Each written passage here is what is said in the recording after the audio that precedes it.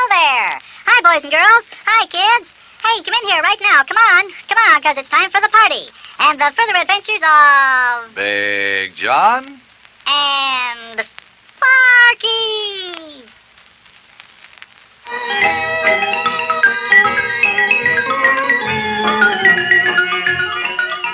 Hello, boys and girls. This is Big John and Sparkie, the little elf from the land of make-believe who wants more than anything else in the world to be a real boy. We're at our house in Cincinnati, and as usual, we have a problem. You know, Sparkie's clubhouse bought an old railroad caboose. Or Sparkie's club bought the caboose to use as a clubhouse. And when it was delivered into our front yard, instead of back into Wobbledink's woods. Sparkie, Big John, and Yuki Butcha have to figure out a way to get it back into the woods, and before very long, because all the neighbors are very angry about the caboose being out in the front street. We're right now playing a game of dig-a-ditch with the ace of spades. Well, come on, Sparkie lad. If you're going to play cards, play cards. Stop looking out the front window. What do you see out there anyway? That big truck out there. What are they doing? What truck? Oh, for goodness sakes. What is that they all have piled up there on our front lawn right next to the caboose? What is that?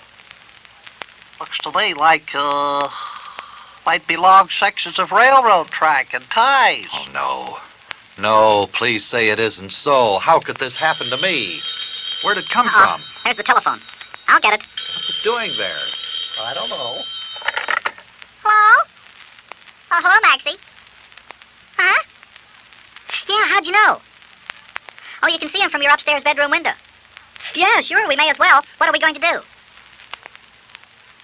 Hey, that's the keenest idea ever. Oh, wait till Big John hears that. I'll tell him right away. Yeah, all right, Maxie. I'll see you in a couple of minutes. Yeah, so long.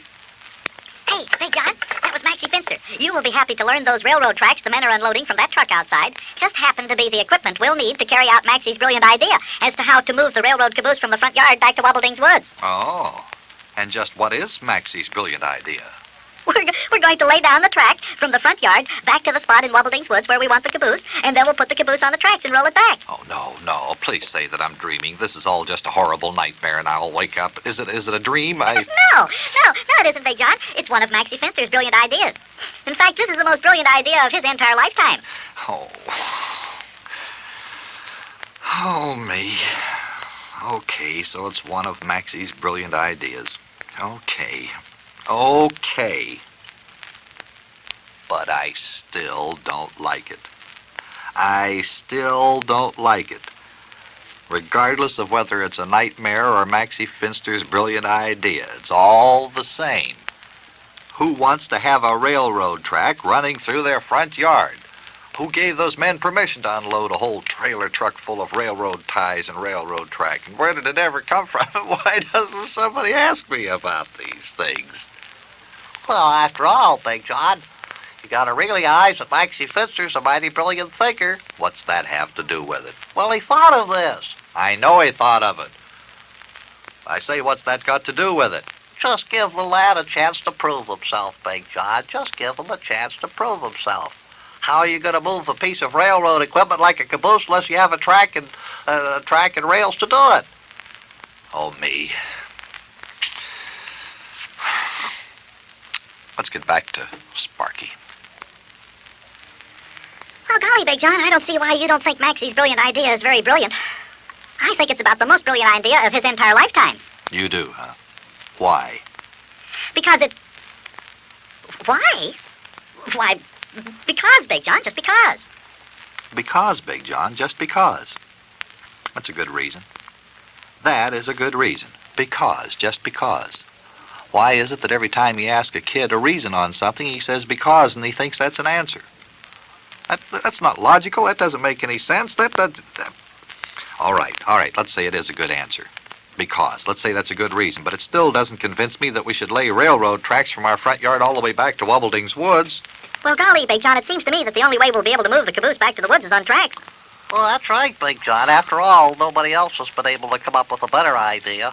You gotta give the lad credit for that. I'll give him credit, but I still don't like the idea of actually running the railroad tracks through my yard. Well, Big John, the tracks won't stay there. We'll take them up just as soon as we get the caboose back to the woods. Well, I don't know. Uh-oh, there's the telephone again. You answer it. Probably one of the boys in your club. I don't think so, Big John. They're all on their way over here now. But I'll answer it. Just a minute. Hello? Hello? Hello. Is this the residence of Big John? Huh? Sure. Hi, Mayor.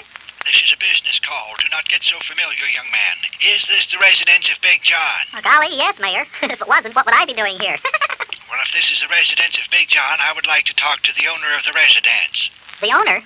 Oh, you mean Big John? Well, if he's the owner of the residence, that's who I want to talk to.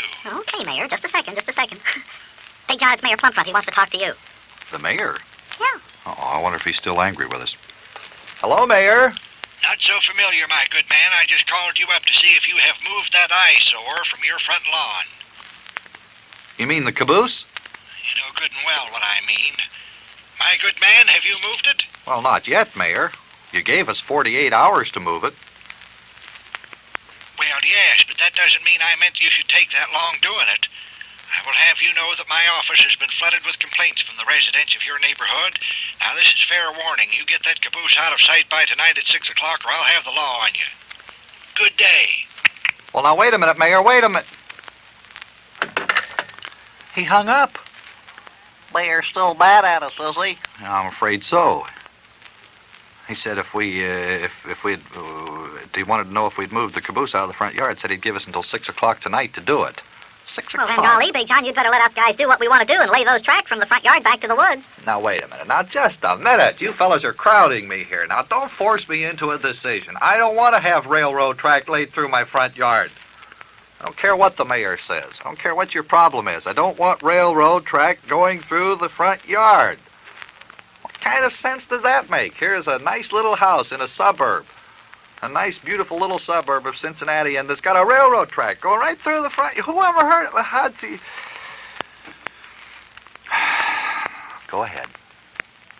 Go ahead. You may as well get busy. Go on. Go on. You don't have too much time to waste. Well, all the guys in our club are coming over to start working, and we'll start just as soon as they get here, too. All right. Go ahead and start. Go ahead. I don't care. I give up.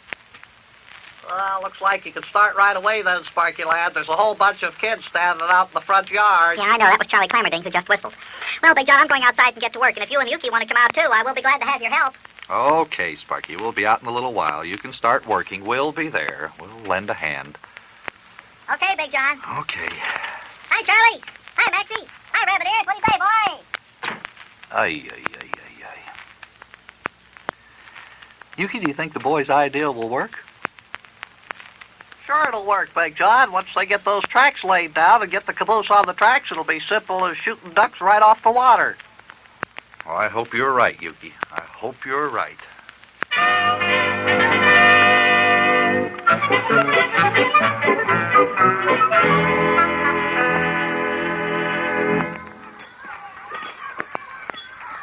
Well, Big John, looks like the boys have finally got the railroad tracks laid down between here and Wobbleding's Woods. Right, George, so they have, and they've got the caboose on the tracks. Now, how in the world did they do that? I don't know. Don't know how the lads managed to push the caboose up onto the tracks. Well, okay, Charlie, that looks like that does it. Come on, you guys. If you want to ride on the caboose as it goes down the tracks to the woods, just climb on.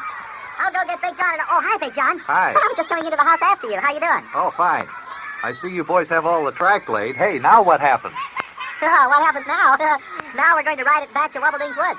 All we have to do is release the old brake here, and the caboose will go flat along the track. You and Yuki want to ride along with us? Sure. I wouldn't miss this for the whole world. How about you, Yuki? Boy, nothing I'd like better than taking a ride on that there caboose. Okay, then, climb aboard. Hey, Sparky, there's one thing I'd like to know. How did you boys get this big, heavy caboose up on these tracks? How'd you ever manage to move it? I guess you weren't out here. Didn't you see Hector Gargoyle here with that big, heavy truck? You know, the one that has the crane built onto it? You know that truck, don't you? Yeah. Well, he brought it over here, and that's how we got it up. He helped us. Oh, well, that answers it.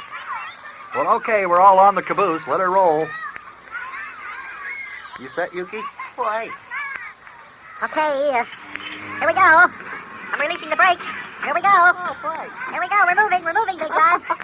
We're moving, guys. Here we go. Hold on. Now, George, we are moving. Hey, it looks like this little scheme of Maxie's is going to work after all. Sure, I told you Maxie had a brilliant idea when he came up with this one, boy. Oh, we're really picking up speed now. Hey, that reminds me, Sparky, when we get back into Wubbelding's Woods and we reach the end of the track, how do you intend to stop this thing? It's easy. Don't worry about that. All I have to do is just, you see this brake wheel over here, Big John? Yeah. All you have to do is turn it because that helps stop it. That puts the brakes on down on the wheel, see? So don't worry about anything. That's Oh. easy to stop. Okay. Hey, we are going at a pretty good speed now. Uh-oh, hey, what happened? Hey, this is getting kind of rough all of a sudden. You still on the track? Hey, this caboose has jumped off the track. What? Oh, for goodness sake. Hey, stop this thing. Turn that brake wheel, Sparky. Turn that brake wheel. Come on, give it a yank I there. am turning it. It doesn't do any good. Nothing happens. Look out, look out. The caboose is heading straight for Howard Boston's garage. We're going to hit it. Hold on to your hat. Hey, whoa!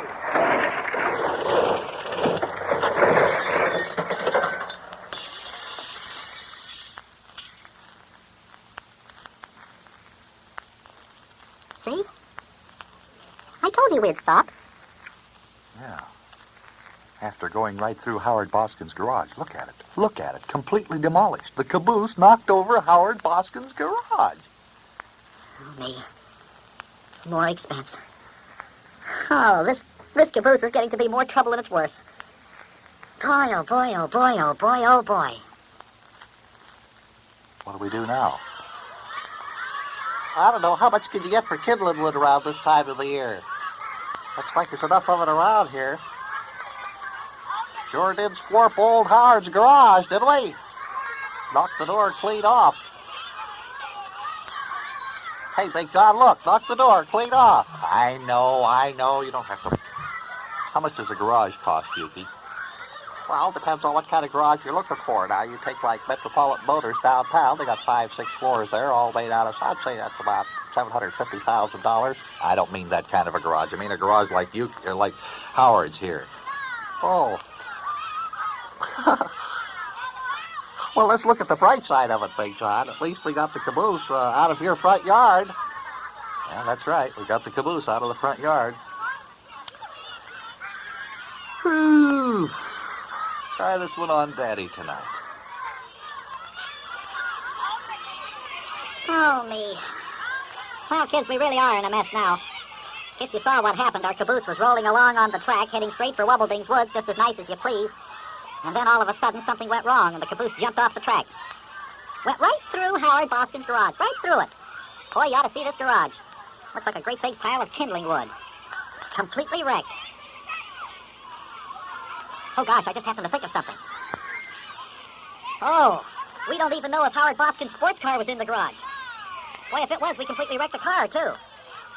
And I think Howard Boston said that automobile was worth about $10,000.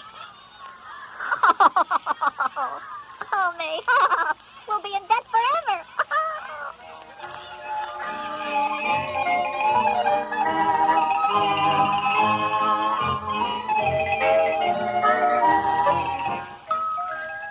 Well, there's no use commenting on this situation, boys and girls. You can see how Sparky's club is getting into debt deeper and deeper and deeper and deeper. As a matter of fact, I'm sure they're way beyond their budget right now. Their sinking fund is sunk. I'm afraid so am I. See you later, boys and girls, for the further trials and tribulations of Big Jon and Sparkie.